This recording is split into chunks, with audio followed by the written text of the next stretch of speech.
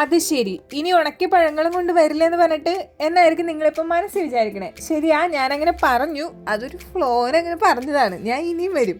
അതായത് രമണ, നമ്മളെന്നാ ഉണക്കി പൈനാപ്പിളും പീച്ചസും വാങ്ങിച്ചില്ലേ, അന്ന് തന്നെയാണ് ഇതും വാങ്ങിച്ചത്. അപ്പൊ പിന്നെ ഇതിനെ മാത്രം വേർതിരിക്കുന്നത് ശരിയല്ലല്ലോ. അത് മാത്രല്ല, കൂട്ടത്തിലെ രാജാവ് ഇവനാണ് കേട്ടോ. ഒടുക്കത്തെ ടേസ്റ്റ് എന്ന് പറയാൻ ഞെക്കിയിട്ടില്ല ടേസ്റ്റ് ആണ് കേട്ടോ.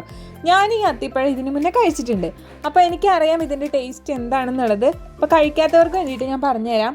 ഇതിനകത്ത് നമ്മൾ പൈനാപ്പിളും പീച്ചസും പോലെ പഞ്ചസാര ഇട്ടല്ല ഉണക്കിയിരിക്കുന്നത്, വെറുതെ ഡ്രൈ ചെയ്ത് എടുത്തേക്കുന്നതാണ്. അതുകൊണ്ട് തന്നെ സൂപ്പർ യമ്മിയാണ് കേട്ടോ. ഉള്ളിൽ ഇങ്ങനെ തരി തരി പോലെ ഉള്ളതുകൊണ്ട് അത് കടിക്കുമ്പോൾ ഒരു പ്രത്യേക രസമാണ് കഴിക്കാനായിട്ട്. അത്തിപ്പഴം ഞാൻ ആദ്യമായിട്ട് കഴിക്കുന്നത് ഞാൻ ചെറുതായിരിക്കുമ്പം എൻ്റെ പപ്പയുടെ അനിയൻ്റെ ഭാര്യ ആൻസി ആൻറ്റി ഒരു പള്ളിയിൽ നിന്ന് കൊണ്ടുവന്നതാണ്. ചെമ്പന്നൂര് റീത്ത പള്ളിയിൽ ഇത് നേർച്ചയായിട്ട് കൊടുക്കും കേട്ടോ. അപ്പോൾ ഇത് കഴിക്കാൻ വേണ്ടി ഭയങ്കര രസമാണ്. ഞങ്ങൾ അടിയിടാറുണ്ടായിരുന്നു ഇത് കൊണ്ടുവരുമ്പോൾ.